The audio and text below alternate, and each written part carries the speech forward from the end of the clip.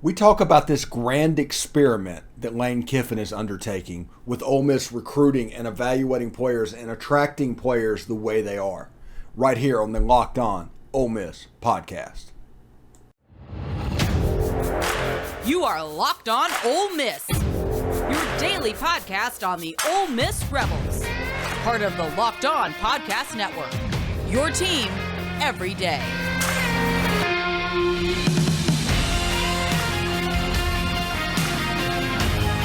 All right, welcome to the Locked On Ole Miss podcast. We got a lot to get to today, so we're just going to get right to it. Anyway, this show today is brought to you by BetOnline. BetOnline has you covered this season with more props, odds, and lines than ever before.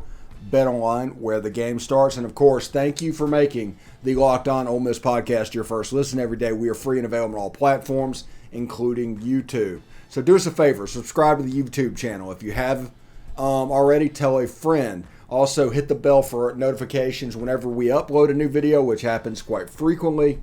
And, of course, upvote the video itself. I'd appreciate it very much. We're in the doldrums of the offseason. And it's kind of important to realize that. We're going to move on, and like next week will be the car wash. The week after that, fall camp should start. But for right now, we're at the point where we're just tantalizingly close to everything that we want. And that means this is my last opportunity really to talk about this, because once we start getting into fall camp itself, there will be less opportunities for me to talk about big picture issues. And we're going to be focused on quarterback competitions, which actually we're going to talk about that in the second segment. We're going to talk about position battles. The actual team itself, the 2022 team, will be the focal point of all the coverage moving forward. So this is one of the last opportunities that we have to talk about some big picture stuff. And I was sitting here thinking all during media days and everything going on, this is an unbelievably important year for Lane Kiffin on all platforms. It's one of those situations to where all of his wouldn't leave jobs, shall we say, came open last year.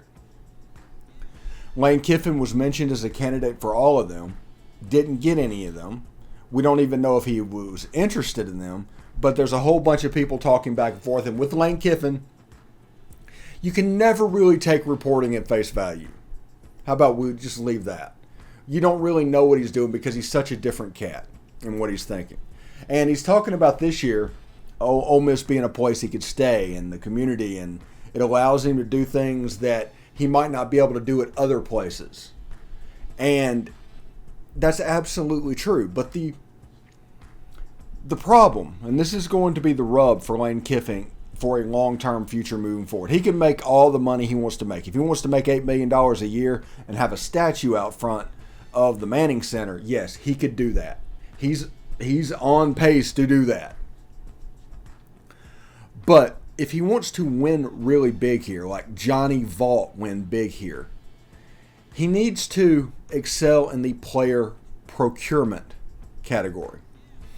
And as it sits right now, they're going to struggle a little bit in the NIL game. Ole Miss is not a wealthy school. We're going to do the best we can. We're not overly wealthy, and maybe we can compete for 10 players a year, but we can't compete for a full class with Texas A&M and Texas and all these behemoths that are all coming into the neighborhood. We are that relatively nice mid-level house that got built in a neighborhood with mansions. That's what we are right now. And the important thing is to know what you are. And I think Lane Kiffin knows what he is. And because that, he knows he is not a traditional recruiter at the moment, like Oklahoma, Alabama, and Georgia, and those guys. So he can't handle things that way. He knows he's not an NIL monster like Miami and Tennessee and A&M and Texas, those guys. So what's left? And I think this is the question that is going to hit a lot of mid-tier programs right now. They're trying to figure out what is left. And they're trying to figure out a recruiting strategy that, I don't know, that mitigates the damages, that cuts corners over what they have to do. Because Lane Kiffin is the only coach in the country that has gone all in on the transfer portal. He is completely in. He is in it to win it. He is willing to get 7 to 11 players out of high school and spend the rest of the class on the transfer portal. That is what he wants to do. And last year, you saw the talent, just the talent infusion was unreal what he did. The way he was able to bring 4-star after 4-star after 4-star in was amazing, to the point where in the Sugar Bowl, Ole Miss had 17 blue chip players. I'll say that again.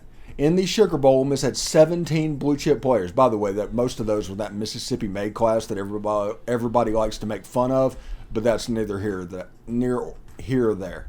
So, where are we at right now? Well, a blue chip player is defined as a 4 or a 5-star player out of high school. Okay? Right now, the blue chip number is up around 30, 32. That's a talent infusion. Now, remember, and I say it all the time, and people get tired of me saying it, but it is absolutely true at this point, and I need to temper people. Like, some people will say, okay, don't have expectations because if it goes wrong, then all of a sudden you're not going to be let down. I don't function that way. I tell you what they could do at the top, and I tell you what is keeping them from doing it. It's not about tempering your expectations. It's honestly about just telling the truth. And in this transfer class, it's one thing to be good, it's quite another to be talented. And what that means is there's a whole lot of culture building. You've heard Lane Kiffin talk about it this week at Media Days. A whole lot of culture building that needs to happen. The best players were on other rosters last year. And that also tells me that he expects Jaxson Dart to move forward. Him talking about all of that. I think Luke Altmyer is going to give it the college try, but I think he wants Jaxson Dart to win this job. And it makes sense. Like, if you look at the film and everything goes off and he goes where he's supposed to go, it looks really good.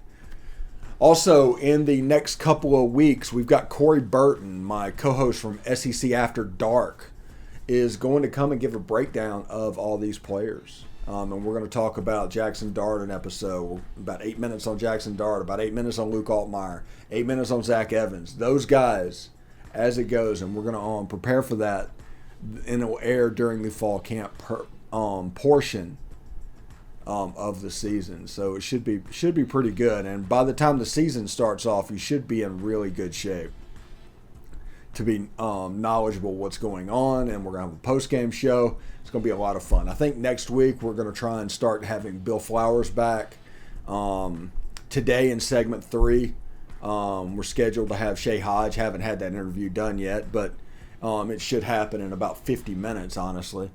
And so today's show, Shay Hodge should come in there. We're going to ask him about the 2009 Mississippi State game. We're going to ask him about even younger players, since he worked with players coming through the system. Who should we keep an eye out as young Mississippians coming through the system? Him and Mike Espy did a fantastic job as a trainer.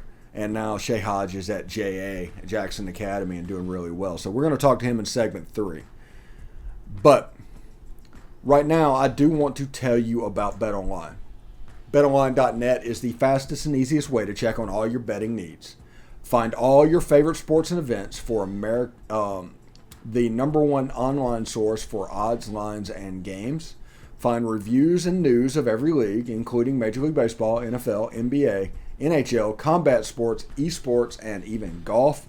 Reading that, I really hate to be MLS because I don't know how they don't get a mention at that point. BetOnline continues to be the top online resource for all your sporting wagering information, from live in-game betting, scores, and podcasts. They have you covered. Head to BetOnline today or use your mobile device to learn more about the action happening today. BetOnline, where the game starts. All right, which NFL stars move the betting line the most? Starting this past Monday, they've been counting down the top 50 players that actually affect the betting line. The people at betonline.net is here walking you through everything that's going on. And today, I believe, it should be the top 10 of people that move the line. So it should be pretty cool. It's actually a really cool idea. It's like which player affects the number the most, and they're just working through it. My guess is going to be like Pat Mahomes or Josh Allen or somebody like that.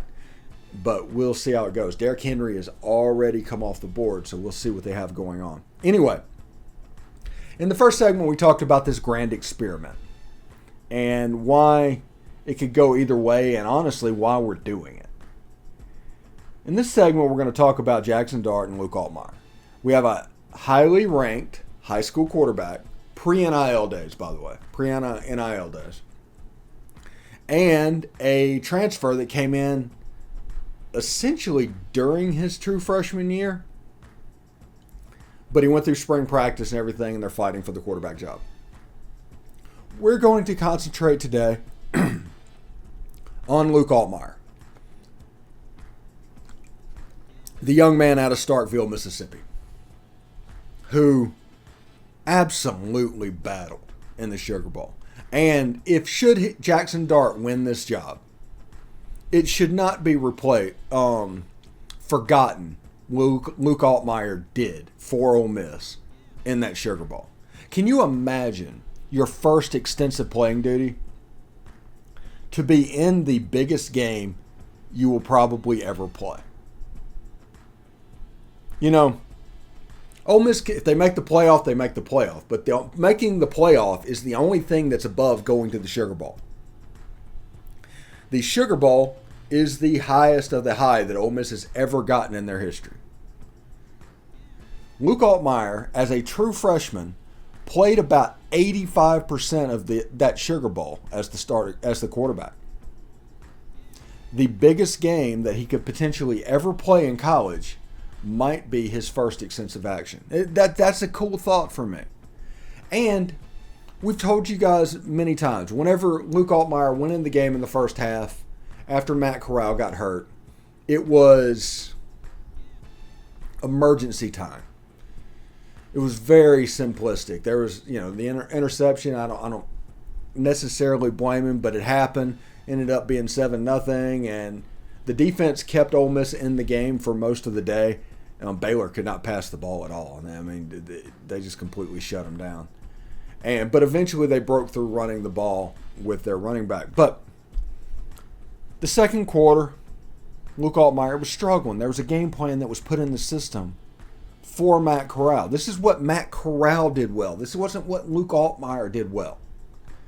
At halftime, they went in there and they built a small playbook over what Luke does well, what Luke feels comfortable with. And in the third quarter, Luke Altmyer came out and looked like a completely different quarterback. The biggest game he could potentially ever play at Ole Miss. And in the third quarter, he's going to go back and remember that third quarter when he's 75 years old. Such a big game. Such a big pass for a touchdown. Did all they needed to do. They missed a field goal that would have put them up 10-7 in the fourth quarter. And that kind of undid everything. The reality is, people talk about that Sugar Bowl, and that game, they say that game was lost when Matt Corral got injured. I'm not sure I buy that. I think that game was in trouble and became losable when Caden Costa pulled his stunt. That's where the attention needs to go in that game. But Luke Altmyer played his heart out. Fourth quarter, Dave Aranda and those guys, they made adjustments on the adjustments that Luke Altmyer and those guys made. And it was just a real chess match. And a true freshman got fooled. Threw a pick. Baylor ended up scoring a touchdown, ended up winning the game 21-7. But you saw Luke Altmyer absolutely compete. You saw an offensive line that struggled that whole game, and Luke Altmyer found a way to make it work. You saw a quarterback in Luke Altmyer that was mobile enough to make it work. What you saw was hope for the future. And moving forward, what's everything that's going on. You saw a kid that can absolutely get it done. Remember what David Morris did against Mississippi State in 1998, and me and Todd Wade talked about that a couple of days ago on the show. But David Morris ended up having a quarterback against Mississippi State. That Sugar Bowl didn't look like that. And this was another true freshman. David Morris was a true freshman.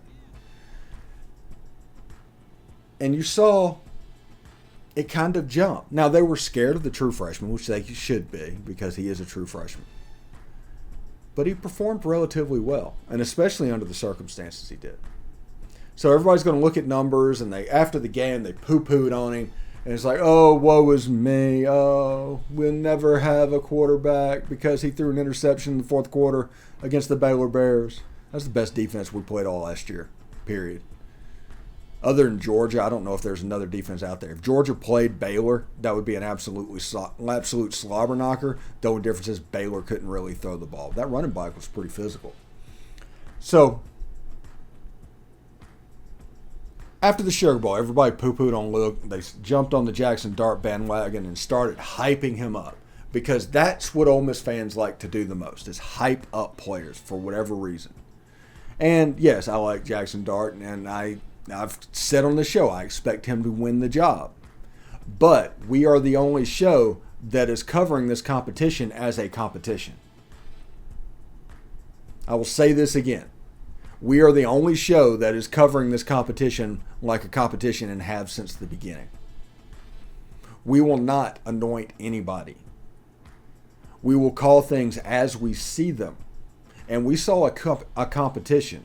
Everybody else well, they wouldn't bring Jaxson Dart in if they didn't plan on starting. Well, but that doesn't mean the competition doesn't happen. What you do, and you're bringing somebody in expecting to win the job. And then he competes and wins the job and everything goes right. It's not because he transferred in, he got the job. He transferred in because they expected him to win the job. The competition still has to happen. And all of that pressure and all of those moments that you put these quarterbacks in are going to help you during the season. Everything that is going on with this, Luke Altmyer going back to the Sugar Bowl and being thrust in that situation. Do you think if we played Baylor again in that same situation that Luke Altmyer would be able to handle it better? I bet he learned some valuable lessons that night. At least he better have. But yeah, I think he has a chance to be a special player. And I'm looking forward to this quarterback competition. Like I said, next week is going to be like the ESPN car wash, and the week after that should be starting fall camp. In August, we have interns coming in, and we have Biscuits and SEC's SEC preview that we're going to do and put out every Saturday morning to get you going before game day. Give you something to look at, and we'll talk about games every day. And if you're traveling to the Ole Miss game, you can listen to it there. It won't be that long. It'll be about an hour. And it should be really cool. We have a lot of stuff that is a little bit different because we don't want to be like everybody else. We don't want to be like the echo chamber to where you can listen to 6 different shows and they're all saying the exact same thing because they're all in the same media bubble to where they talk to each other about the exact same thing. So they actually have the same opinions of the team. We're outside of that. We are looking at this through different eyes. And we are able to provide a perspective that you probably can't hear in other places in the SEC media or in the Ole Miss media. And don't forget also about our Y'all's Conference Network YouTube channel. That is what SEC After Dark airs on, and that should be pretty cool as well. We do a top 5 list every week. We also do an Off the Rails segment. I think we talked for 10 minutes about chicken nuggets Wednesday night because there's absolutely no pressure on these shows. That's the beauty of all of these things and not having money attached to our content or anything. We have such freedom to cover this the way we want to cover it, and there's no pressure. It's completely independent media, and is probably the last independent media source that I know of around. And it's just because there's nothing to influence us at all. We don't pay for access in NIL. We don't. We're not dependent on the school for access. We are not dependent on you for money coming in. It's like, hey, looks like a good story. we're probably going to make about 2 or 3 subscriptions on that. And that's an actual conversation. Nothing against doing it. We just don't have to do that. So we can just actually concentrate on what's going on. And it just doesn't affect us either way. And because of all of this other stuff, we don't have to work as hard. We have fun. You hear me talk all the time about going to Disney, which, by the way, I need to go back to Disney in a couple of weeks. And we're going to Benihana next weekend, and we have fun going out and about, and we're trying to enjoy our lives. But this is going to be a really cool thing, and we're trying to set it up to where we can make following Ole Miss sports fun again, to where you can actually enjoy what's going on. And it doesn't matter about wins and losses. It just matters about the style in which we handle it. We have commentary and we have perspectives from a bunch of different people. And I don't mean this negatively in any way, but, it doesn't bother me one way or another what they say. They could have a perspective that this team is absolutely doom and gloom. I'm going to be okay with that. Somebody else could have a perspective that same team is going to be really good. I'm going to be okay with that as well, because I want as many perspectives as possible on this show. Because only that way can we get to a consensus in the fan base and kind of get where we know what's going on in the fan base. That's kind of my wish. And this is fun. This Locked On Ole Miss experiment is great. Locked On Ole Miss is also on TikTok. Please give me a follow and do that. We do top 5 lists on there all the time as well. And all of this is so fun, and I'm just so blessed to be able to do this every single weekday with you guys and interact with you guys on Twitter. And it's just amazing. For somebody that literally 3 years ago, this weekend, we'll say Saturday, 3 weeks ago Saturday, 3 years ago Saturday, I was having a 20-hour brain surgery. After that surgery, I had to relearn how to walk. Had to learn how to do all of that stuff. But while I was recovering from that surgery is when I hatched the idea for this. And everything I do with this is very intentional, very deliberate, and it's designed to make this fun for you. I'm going to say bombastic things. I'm going to be an egomaniac, and I am going to be a borderline narcissist. Honestly, that's who I am. But I'm going to try and present this in a way that is going to make this enjoyable for you.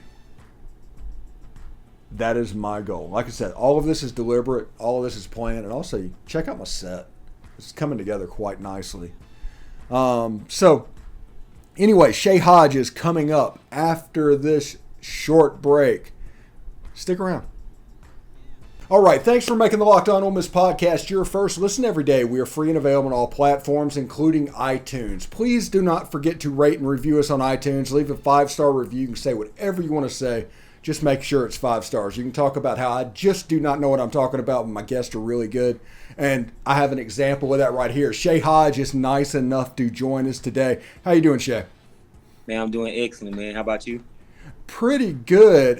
Before we get started and everything, you were kind of helping out Mike Espy with his trainer program before, and now you're like coaching at JA, right? Not necessarily wasn't helping. We started to get D1. He brought me into the business. Then we kind of branched off and had our own things going, and having some of the top prospects in Mississippi. And then I transitioned into actually coaching at JA. But the way you said it. yeah, it was nothing to do. I guess it's just because Mike Espy is always promoting that. I guess you always see stuff from Mike out there on Twitter and everything, so I just assumed. It does look like I'm the little brother. So before we get started and everything, some of the younger guys that are coming through that with some Mississippi kids that maybe we need to keep an eye over in the next couple of years. We have plenty, man. Coaching one of the best 707 teams in the nation, getting the majority of the talent in Mississippi. You'll start with, say, the class that's coming out 2023. We have some guys, but if you want to talk about high rated prospect, I guess you start with 2024. You got Jeremy Scott, Callaway, 6'4", 4.4 speed. You got San Francisco McGee. That's at Macomb. He's 6'3", run about a 4.6, probably in about a 4.5, but completely dominant receiver. You got DeMar Gardner. That's at Leak Central. About 6 feet. He got crazy ball skills. You got Keandre Terry. Got a lot of young guys, and then so like 2026, you remember this name, Xavier McDonald. The best receiver, I feel like, in the whole nation in 2026. You know, I skipped over a couple classes to that class. You got Preston Ashley that's in that class, 2026. Got Braylon Womack that's in that class, 2026. Those guys are DBs, those two. You got Aiden Knox at 14 and under. It's at Clinton. Fastest kid in America. At 14, runs 11.06, 100-meter dash. Got the fastest kid in America at 12 years old, named Jeremiah Barnett. Those two are project guys that's being taught how to play receiver, but when you got that type of speed, you're going to be recruited really high. We got a couple of some guys I'm missing off the top of my head, like Braylon Burnside that's at Starkville. Really, really good. I don't know how I always leave him out. For some reason, I look at him as an athlete instead of a receiver. But anyway, that's probably the best prospect in the class right now. Okay. Guys that I don't actually have my hands on, but those are a lot of the guys that I have my hands on. I may be leaving some guys out because I'm talking, off the top of my head. Oh, DJ Watkins, he's at Jackson Academy, 2025 DB, really good. Darion, I forget Darion's last name, but he's at Jackson Academy, 6'3", about 280 lineman, 10th grade, going to 10th grade. So Mississippi's pretty loaded with a lot of young talent, man, and I'm just excited to see where they go in their careers. Yeah, it's going to be good to know, and I guess I couldn't have started the interview off without asking about that. But I do want to talk about your playing career at Ole Miss. A lot of people might not know this, but you were the receiver on the infamous play against Alabama that they reviewed it and said you went out of bounds, and then a red pump went on the field, and it just got absolutely weird. What was going on in your mind when all that was happening? Let me try to think back. I remember I was thinking there was no way they could overturn it. But as we was on the sideline, they kept taking so long. I was like, they're about to overturn this. That would have been my first big play to me in my career. I think my sophomore year. Was that before I ever caught my touchdown? No. That was after my touchdown. But I was just looking at I always wanted a defining moment I always look at a defining moment in my career is where it always catapulted me, and I always felt like that would have been the game. But getting it taken from me, I was in disbelief. That's when I learned about how the effective saving. I didn't know how good he was as a coach. I knew he won at LSU, but I didn't know he was going to turn to what he is now. At Alabama, and I feel like it started there. It started to show his head right there.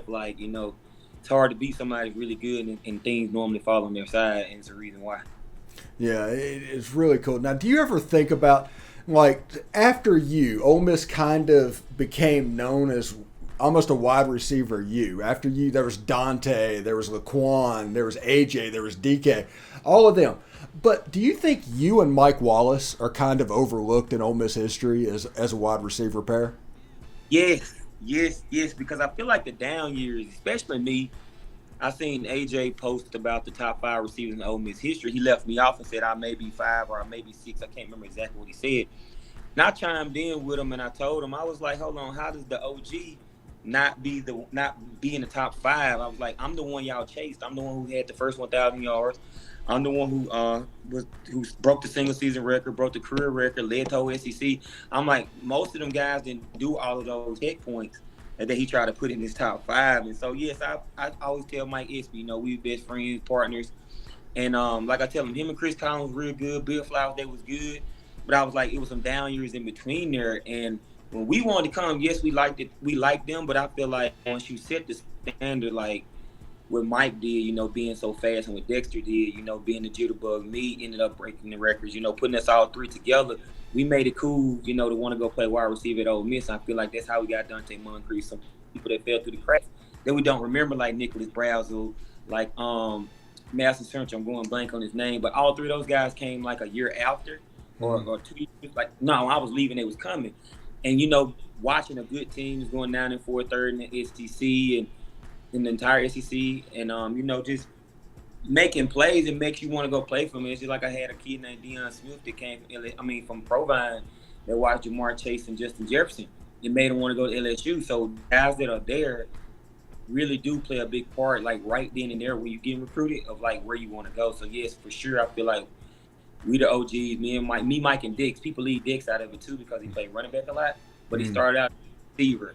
And Mike set the standard, I kept the standard, and then I set the new standard for the yards in the season, and career yards and everything. And so, yeah, I feel like, as time passed, the older guys always get overlooked. It's just like basketball, the 90s basketball, and people try to down everything they did. Now I'm starting to feel that, I was one of the ones who would do it. Yeah. You get in arguments all the time with people, and everybody tries to talk down about what Jordan did because of some new player in the NBA, and it was like, whoa. They could almost kill you back then. I mean, True. But I'm a hypocrite on this one because I'm always against Jordan. Not that he's not the greatest of all time, but I was like, I looked at his size, his jumping ability versus the guy's size and jumping ability he played against. I just say it's more even now than then. That's my only argument. Jordan is hard to argue anything about Jordan on his level. Mine is his height and athleticism versus anybody he played, like John Starks, Jeff Hornacek, those Hershey Hawkins. Those guys couldn't guard him. They 6'3". You're right. Anyway, Shay, okay.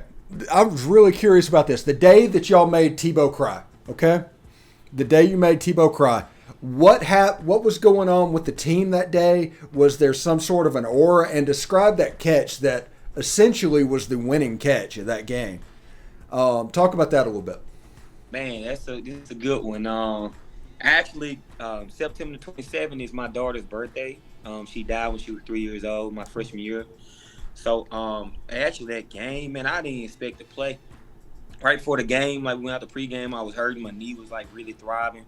I told Coach for the game, I said, man, I don't think I can play, Coach. He got, he was upset, like, man, what's going on? And then he was like, okay. And right before he came back out, I it just stopped. His magic just stopped. And I told him I was going to play. And, man, if we speaking on how the team was, we just came off losing to Vanderbilt. So, I honestly do not feel like we thought we could win that game. But I feel like that's when we found out how talented we were as a team, because when Coach O recruited us, we all knew, like, when we seen each other at camp and stuff, like, everybody know, not everybody, but most people have discernment of, like, what's good and what's bad, or is that a quality, teammate? Is he really good? We all thought of each other. And then I feel like that's when it really clicked. Playing that game, they had a lot of superstars, you basically call them in college. They was all Tebow, and then they had all the fast guys with Rainey and Demps, and I'm leaving out some guys. I think Percy Harvin was on that team. I leave him out. Yeah. You had a lot of fast guys on that team, especially on defense too. So when going to the catch, it was like a dream come true. I feel like I don't feel like we had an aura going. We just played ball that day. We was just like, what could we lose? I think we were 2-2 at the time. Just lost to Vanderbilt, played them real well, but 4 picks, 4 turnovers, and it's hard to win a game when a team doesn't make any turnovers. The type of team Vanderbilt was. So I feel like we just came to the game. It's like, man, we can't do no worse, and we just played our hearts out. Got a lot of turnovers and things in our way.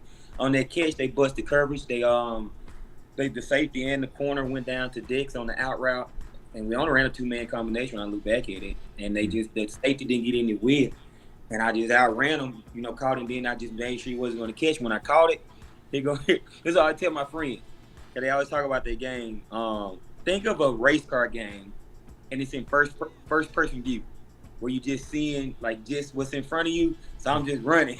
I'm like, just don't get caught. Don't get caught. These dudes supposed to be so fast. So that's all I was thinking once I caught it.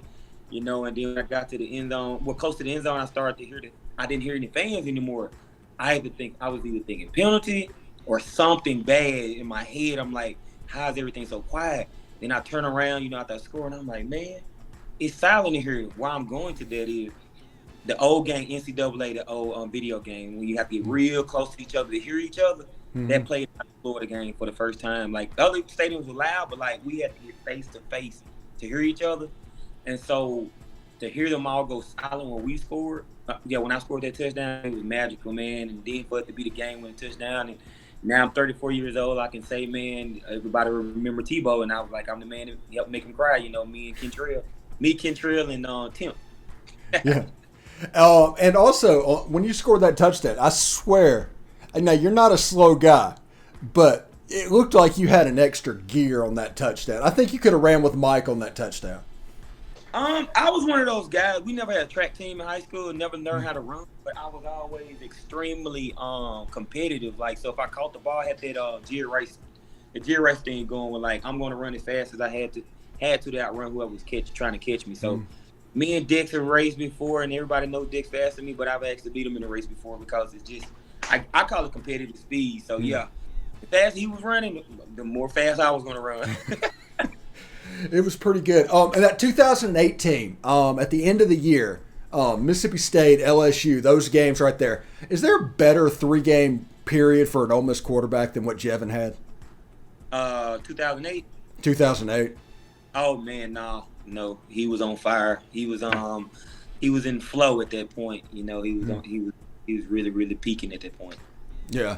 It was something else. There's like a 3-pass sequence against LSU that he just made 3 unbelievable passes in a row. And it was like, well, this is special.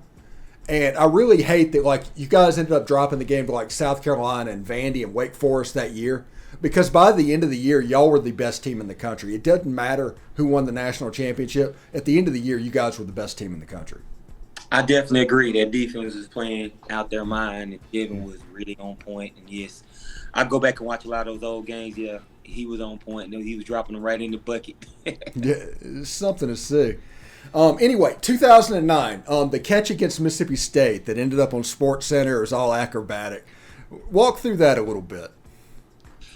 Okay, you got to go back a little bit. Me and Washington was jawing a lot, during the game. We was, corners like to talk a lot of noise, and then I like to match it the way the type of guy I was. So anyway, it was like a play before, maybe it was a run or something, and like we got the jawing, and then it's a funny story. I figured out he had contacts, and he had colored contacts inside.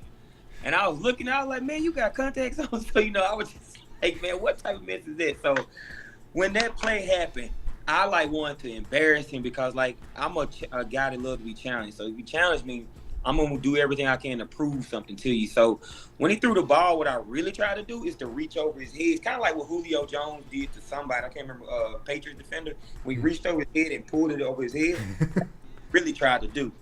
But when I reached and grabbed it, my arm didn't get all the way around him, I don't think. And I tried to pull it, and the ball popped up. And so when the ball popped up, I hit my bat.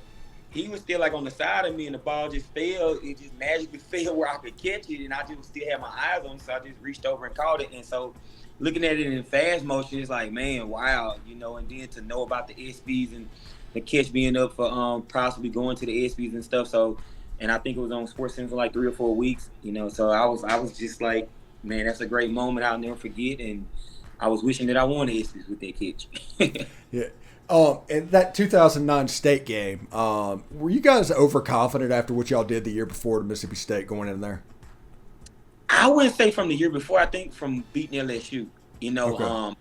Game, I felt like Coach always had a great game plan. Coach Nutt had a great game plan, and he felt the game very well. And he changed over a few things week to week that helped us be successful. And I felt like we took every play that we ran against LSU into the Mississippi State game. And quite honestly, man, any route, any concepts we ran, they kind of ran them forward. That's why Jevin threw like 3 picks, and 2 on was pick 6, I think, and I know 1 on was. So I kind of put that on us as a team. Yes, we came out there a little cocky. We came out there a little thinking like, oh, we're going to go, 10-2 at that point, and wanted to go to the Outback Bowl, wanted to go to Florida. So I think we kind of overlooked them, but I have to give them credit, man. They just played out their minds, and they had a great game plan, and they coaches did a great job of scouting our game before and taking away the things that we wanted to do, and it just came down to executing and not executing. We couldn't really get it going, and they found the rhythm. How, when I go back and watch that game, how they found that little rhythm and that little offense blows my mind. But I mean, it worked, and they caught momentum, and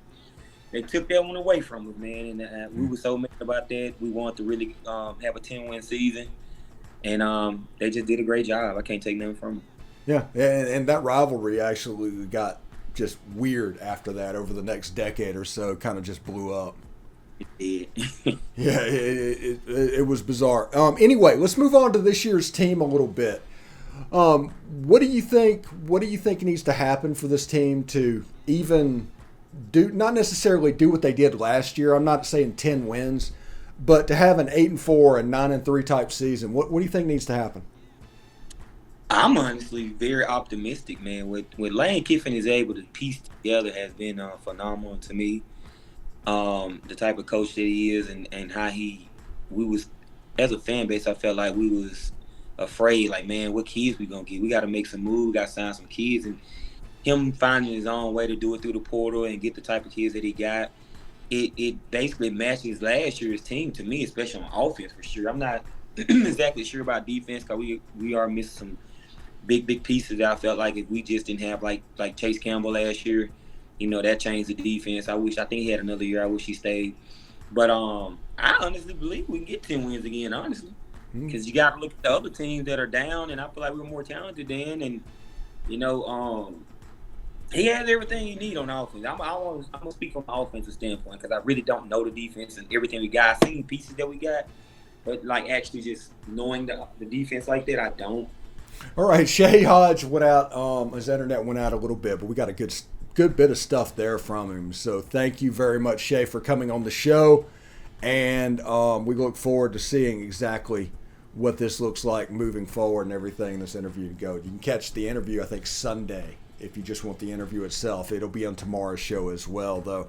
So I do want to tell you, get more on the SEC by making Locked On SEC your second listen every day. Chris Gordy and his local experts of Locked On hosts, that's me, take you across the SEC in 30 minutes or less. Make Locked On SEC your second listen every day. Locked On SEC.